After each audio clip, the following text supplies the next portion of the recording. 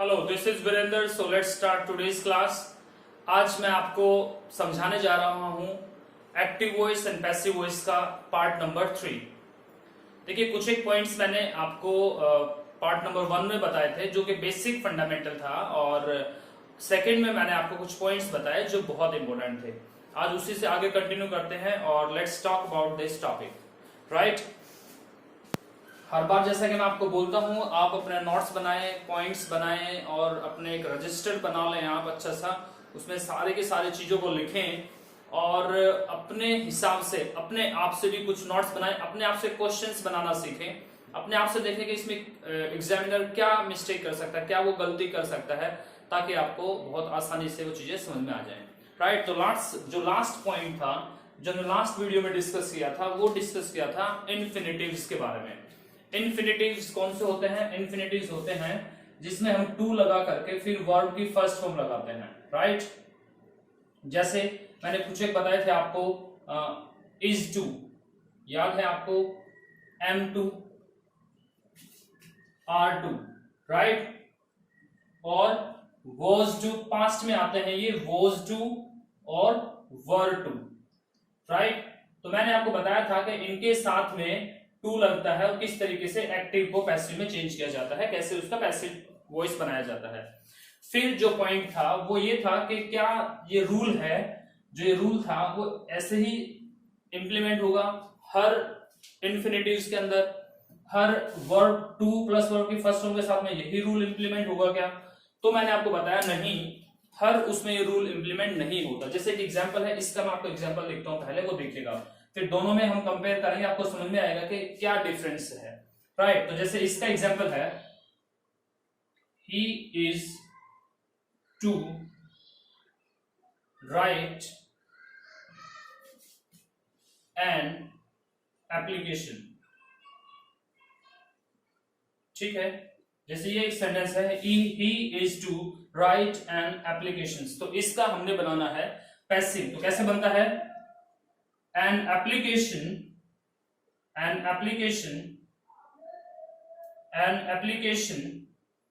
is to be written by him। तो ये इस तरीके से बनता है, राइट स्टूडेंट्स। यहां पे क्या है, ये टू और वर्ब की फर्स्ट फॉर्म इस तरीके से चेंज हो जाता है। ये वाला ऐसे इस तरीके से फॉलो होता है, ये पूरा का पूरा रूल हमने ये फॉलो करना होता है, right. Is to, am to, are to, was to, were to. मैंने इनके मतलब बताए थे लास्ट वीडियो में कि इनका मतलब क्या होते हैं। इनके मतलब जब सेंटेंस में आता है तो वो एक ड्यूटी को दिखाते हैं, ड्यूटी को। This sentence shows the duty. मान लो कि मैं कोई किसी ऑफिस में क्लर्क लगा हूं, तो मेरा काम है वहां पर एप्लीकेशंस लिखना है, कोई भी काम करना। तो मैं कह रहा हूं कि भाई मेरा बॉस मेरे को बोलता है कि आपको या उसको लेटर लिखना है, तो he is to write an application, ठीक है, एक एप्लीकेशन लिखनी है, like this, it shows the duty. खैर, अब नेक्स्ट वाला एक सेंटेंस बनाता हूं जहां पर ये वाला रूल इंप्लीमेंट नहीं होता, और क्यों नहीं होता वो भी मैं आपको बताऊंगा। जैसे my father gave me a letter to post.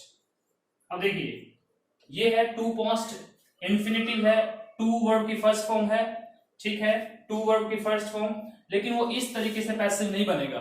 इसका पैसिव बनाने का दूसरा तरीका है, हमें पहले ये सब्जेक्ट देखना है, वर्ब को देखना है और इस ऑब्जेक्ट को देखना है, राइट। पहले इन चीजों को देखना है, बाद में हम इस चीज को देखेंगे, राइट। अब क्या है कि जब हम देखते हैं, जब कोई सेंटेंस हम पढ़ते हैं, ये इसका एक्सेप्शन है, ठीक है, इस वाले का एक्सेप्शन है। एक्सेप्शन क्या है कि जब हम इस टू प्लस वर्ब की फर्स्ट फॉर्म को देखें, ठीक है, टू वर्ब की फर्स्ट फॉर्म को देखें, यानी कि उस लेटर को पोस्ट करना है, ठीक है। उस लेटर को पोस्ट किसने करना है? मी ने। यानी कि सेंटेंस देखो, my father gave me a letter to post. Hindi बनती है कि मेरे फादर ने मुझे एक लेटर दिया पोस्ट करने के लिए। तो पोस्ट करने का काम कौन करेगा? मैं करूंगा ना। यानी कि उस काम को करने का काम, यानी कि उस वर्ब को जो करने वाला है, यानी कि इस वर्ब का जो सब्जेक्ट है, देखिए समझिएगा, इस वर्ब का जो सब्जेक्ट है, अगर उसका जिक्र इस टू से पहले कहीं हो जाता है तो इसका रूल अलग बनता है, तो इसका रूल चेंज हो जाता है। ठीक है, तो वो इस वाले रूल से नहीं बनेगा। क्या है पॉइंट? अगर इस वर्ब का सब्जेक्ट इससे पहले कहीं आता है, उसका जिक्र कहीं पहले होता है, तो उसका जो पैसिव है वो इस तरीके से नहीं बनेगा। वो कैसे बनेगा ये मैं आपको बता दूं। देखिए, तो आई, यहां से बस हमने यहां तक देखना है पहले। ठीक है, अभी ये मैं ऑब्जेक्ट हूं यहां पर। ठीक है, तो आई वॉज क्यों आया? क्योंकि ये क्या है, ये वर्ब की सेकेंड फॉर्म है, और जो वर्ब की सेकेंड फॉर्म होती है तो वो कौन सा टेंस होता है? वो टेंस होता है पास्ट टेंस। वो कौन सा टेंस होता है? पास्ट टेंस होता है। वर्ब की सेकेंड फॉर्म का मतलब है past tense, past indefinite tense, right? तो पास्ट इंडेफिनिट टेंस है, तो पास्ट इंडेफिनिट, अब जब भी हम कभी भी एक्टिव को पैसिव में चेंज करते हैं तो टेंस चेंज नहीं होता। मैंने आपको बताया था कि टेंस चेंज नहीं होता, प्रेजेंट प्रेजेंट रहेगा, पास्ट पास्ट रहेगा, तो ये पास्ट तो पास्ट ही रहेगा। तो हेल्पिंग वर्ब वॉज आ गई, राइट? हेल्पिंग वर्ब मैंने आपको बिल्कुल फर्स्ट वाली वीडियो में बताया था कि हम हेल्पिंग वर्ब यूज करते हैं ज्यादातर 99% पैसिव वॉइस में, राइट? ठीक है, तो I was given, I was given, ठीक है, आई वॉज गिवन, यहां तक बनाइए। आई, इसका बन गया वॉज, इसका सेकेंड फॉर्म है तो वॉज बन गया। ठीक है, और इसकी थर्ड फॉर्म आ गई, आई वॉज गिवन। आई वॉज क्योंकि ये सेकेंड फॉर्म है और हमें थर्ड फॉर्म चाहिए होती तो गिव की third form given. I was given क्या? A letter. I was given a letter. किस लिए? वो लेटर मेरे को किस लिए दिया गया था? To post. ठीक है, तो आई इसका हमारा सब्जेक्ट बनाया हमने, वॉज क्योंकि ये पास्ट है और वर्ब की थर्ड फॉर्म हमेशा हम यूज करते हैं, तो I was given a letter to post. ठीक है, और by my father, right students? तो ये है इसका एक आसान सा तरीका इसको बनाने का, ये ऐसे ही बनता है। और एक एग्जांपल मैं आपको देके समझाता हूं कि कैसे बन सकता है। तो लेट्स सी दिस एग्जांपल। ठीक है, ये आप लिख लीजिएगा, सारा का सारा लिख लीजिएगा, अपने नोट्स बनाते रहिएगा ताकि आपको अच्छे से समझ में आ जाए, राइट? ओके, तो देखिए आप, एक और एग्जांपल में लिख के दिखाता हूं आपको।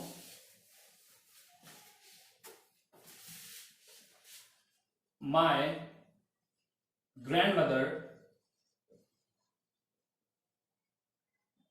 gave him food to eat। अब ये एक सेंटेंस है, my grandmother gave him food to eat, right? ठीक है, आई होप कि ये दिख रहा होगा आपको। My grandmother gave him food to eat. फिर भी मैं इसे दोबारा लिख देता हूं, my grandmother gave him food to eat. ठीक है, आई होप कि आपको दिख रहा होगा, फिर भी मैं, चलो देखिए, तो कैसे बनेगा? वही सेम यही रूल है, ऐसे ही यूज होगा, ऐसे ही बनाना है। ये हमारा ऑब्जेक्ट है, इसका सब्जेक्ट बनेगा। क्यों? क्योंकि जो काम करना है ना, जो ये वर्ब जिसने करनी है उसका जिक्र ये यहां पर पहले हो गया, राइट? क्योंकि काम तो ही को करने के लिए दिया ना, खाना खाने का काम क्यों कौन करेगा?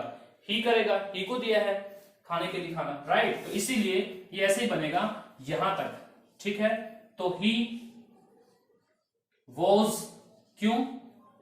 सेकेंड फॉर्म है, पास्ट है, तो पास्ट टेंस के लिए वॉज आता है। तो ही वॉज गिवन क्या? Food to eat. किसके द्वारा? By my grandmother, right student? तो I hope that you have understood this point, this topic. ये ऐसे ही बनेगा, बहुत आसान सा है।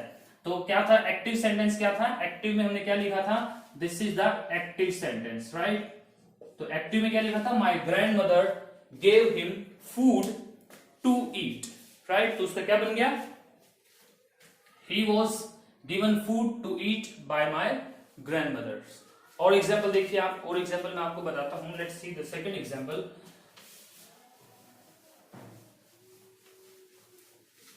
देखिए बनने ऐसे ही हैं, बस आपको प्रैक्टिस करनी है, आप खुद से अपने नोट में लिखेंगे, अपने हाथ से लिखेंगे तो सारी चीजें आपको बहुत अच्छे से समझ आ जाएंगी और आप सारी चीजों को बहुत अच्छे से लिख पाएंगे। राइट स्टूडेंट्स, तो देखिए नेक्स्ट एक और एग्जांपल है, they gave him money to deposit. Right, ये एक सेंटेंस है, इसका पैसिव कैसे बनेगा? ये डिपॉजिट करने का काम कौन करेगा? हिम, राइट, वो करेगा। तो यहां पर इसको सब्जेक्ट बना दिया जाएगा क्योंकि जो टू के बाद में वर्ब के फर्स्ट फॉर्म आते हैं इसको करने वाले का जिक्र उससे पहले आ गया है, तो फिर वो वाला जो इन्फिनिटी वाला रूल था वो यहां पर इंप्लीमेंट नहीं होगा। ये भी उसका एक्सेप्शन है। तो कैसे बनेगा देखिए, he was given money to, he was given money to deposit by them। और बहुत बार हम इसको ड्रॉप भी कर देते हैं, इस दे को हम ड्रॉप कर देते हैं, तो कह सकते हैं he was given money to deposit। ठीक है स्टूडेंट्स, तो यहां तक ये पॉइंट हम बना सकते हैं। आई होप कि यू हैव अंडरस्टूड दिस। तो इसको कैसे बनाया जा सकता है? he was given money to be deposit, sorry, he was given money to deposit, right, तो बी नहीं आएगा ये, to deposit by them, और by them को हम ड्रॉप कर सकते हैं, तो यहां तक हम इसको फिनिश कर सकते हैं। राइट स्टूडेंट्स, तो दोनों एग्जांपल मैं आपको फिर बता देता हूं। पहला एग्जांपल था my grandmother gave him food to eat. तो टू ईट को करने वाला जो है उसका जिक्र उससे पहले हुआ है, तो इसलिए ये वाला रूल इंप्लीमेंट होता है, केवल यहां तक इसको चेंज किया जाता है। राइट, जैसे ही was given food, was कैसे आ गया? क्योंकि ये past tense था। राइट, वर्ब की थर्ड फॉर्म हमें चाहिए होती है, तो given food, ठीक है, किस लिए? to eat by my grandmother। यहां पर ये नेक्स्ट पॉइंट है, they gave him money to deposit, और he was given money to deposit by them। ये by them को हम ड्रॉप कर सकते हैं। Right student, I hope that you have understood this point. This is one of the easy और nice point. ठीक है, नेक्स्ट पॉइंट क्या है देखिए, नेक्स्ट पॉइंट भी बिल्कुल ऐसा ही है कुछ, मैं आपको इसको क्लियर कर देता हूं और आप समझिएगा इसको क्या है। ठीक है, मैंने लास्ट वीडियो में कुछ बताया था आपको हैज टू, हैव टू और हैड टू के बारे में। हैज टू, हैव टू और हैड टू। क्या? हैज टू, हैव टू और हैड टू। लास्ट वीडियो में मैंने बताया था इन तीनों को यूज किया जाता है मजबूरी के किसी काम के लिए, कंपल्शन के लिए। किसी चीज को जब हम बताते हैं किसी काम को करने की मजबूरी को बताया जाता है, तो हैज टू, हैव टू और हैड टू को यूज करते हैं। ठीक है, जैसे एग्जांपल मैंने बताया था लास्ट वीडियो में कि I have to get up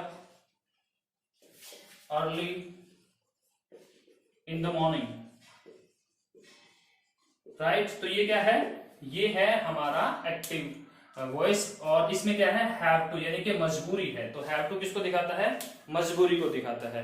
right students, is there any problem? तो ये आपको समझ में आना चाहिए कि हैज टू, हैव टू को कैसे यूज किया जाता है। राइट, अब इसका पैसिव कैसे बनता है तो वो मैं आपको बताता हूं। राइट, देखिए जैसे he has to submit the assignment, he has to submit the assignment। Right, तो कैसे बनेगा इसका? अब काम किसके ऊपर होगा? असाइनमेंट के ऊपर। तो ये क्या बन जाएगा हमारा? सब्जेक्ट। तो द असाइनमेंट एक होता है, तो एक है ये सिंगुलर, तो सिंगुलर ही आएगा। The assignment has to be submitted, submitted by him। Right, I hope that you have understood this. This is really one of the easiest example। Right,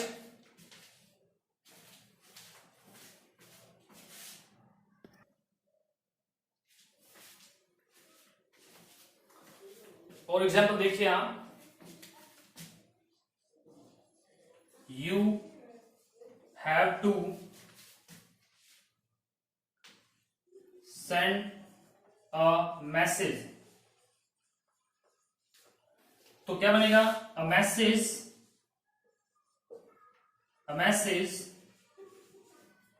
ठीक है, ये हमारा ऑब्जेक्ट है, सब्जेक्ट बन जाएगा, a message has to B.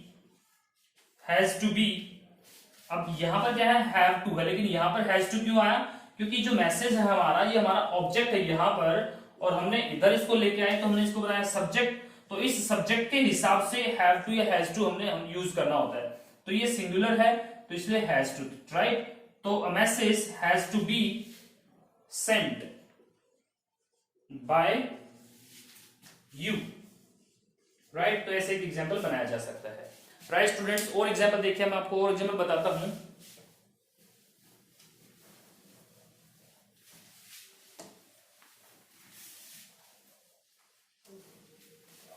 एक और example देखिए आप, जैसे he has to deposit money, तो मनी है तो money has to be deposited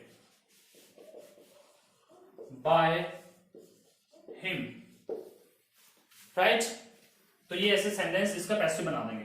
money हमारा क्या है, इधर आकर के हमारा सब्जेक्ट बन जाएगा, राइट।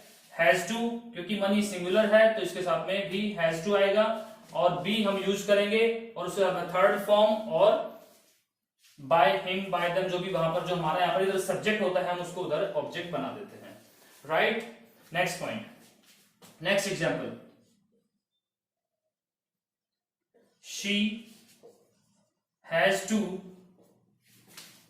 वॉश क्लॉथ्स, तो क्लॉथ्स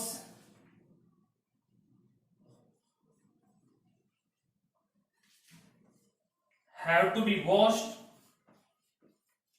क्योंकि एक नहीं है ना, बहुत सारे होते हैं, तो clothes have to be washed by her, right. तो ऐसे ये एग्जाम्पल बनाया जा सकता है, ये एक ऐसे सेंटेंस बनाया जा सकता है। I hope that you have understood. तो मैंने जो पॉइंट बताया आपको, is to, am to, are to के साथ में कैसे बनता है, फिर उसका एक्सेप्शंस क्या होता है वो आपको बताया, और फिर बताया कि हैज टू, हैव टू और हैड टू के कैसे बना करके कैसे सेंटेंसेस बनाए जा सकते हैं। तो ये मैंने आपको समझाया है। आई होप कि यू हैव अंडरस्टूड दिस। बहुत आसान सा कंसेप्ट है, आप बैठ करके इनके एग्जाम्पल्स बनाइए। This is all from my side and thank you, have a nice time, bye.